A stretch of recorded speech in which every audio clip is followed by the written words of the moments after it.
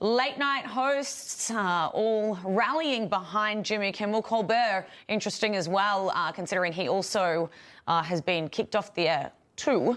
Although we don't know when that is going into effect, I believe. But look, they're starting to maybe realize that, political rhetoric on their shows isn't necessarily palatable for the audience anymore. I am going to go to Ashwani on this.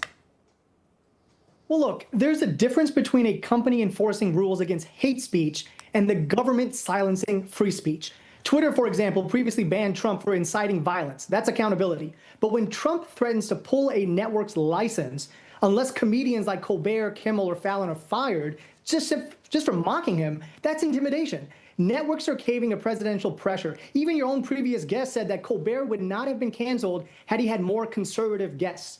I'm sorry, but that's not how free speech works. But it does fit with Trump's pattern of demanding critics to be jailed and silenced. That is incredibly dangerous, and we all should be worried about this.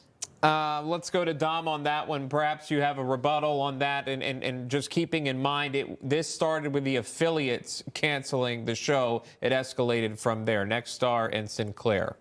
We'll go to Dom. To your point, Jon Stewart was funny. Colbert is full of himself, thinking he's Spartacus or something here. To the point of the colleague guests, this was not about Trump. It was a slurring MAGA, slurring vast numbers of people, and a lie. And it's inconceivable to me that people there didn't tell him this was untrue. And it's part of a pattern. So what happened here, the affiliates were taking a tremendous amount of heat. This is not about free speech. It's about business, and it's about a code that people in the broadcast industry agreed to that was violated here repeatedly. They were going to lose 60 or more, would not put this guy on. The government involvement in this, I'm wary of that to a degree, but I don't think that's the issue. This was a business decision almost totally.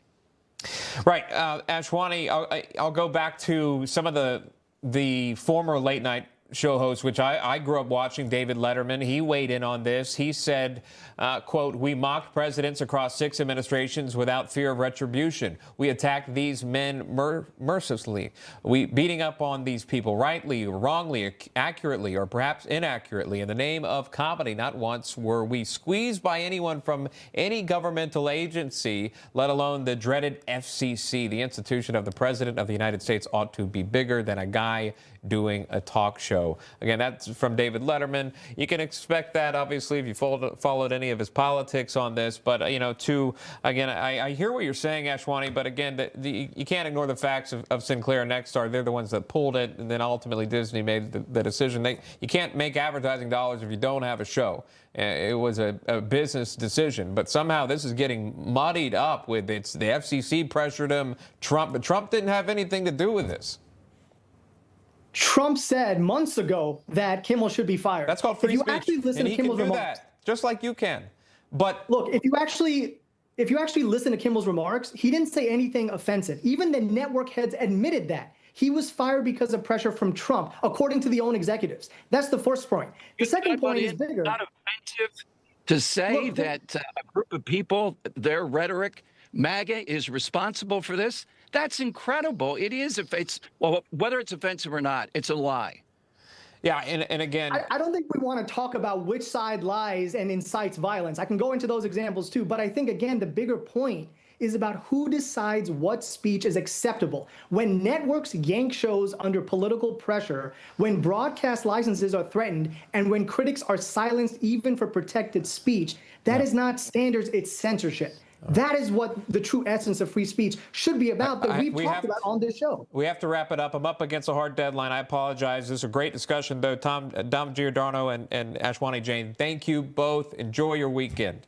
Thank you. Thank you. And you weren't censored here. We let you speak. All right. I appreciate it. All right.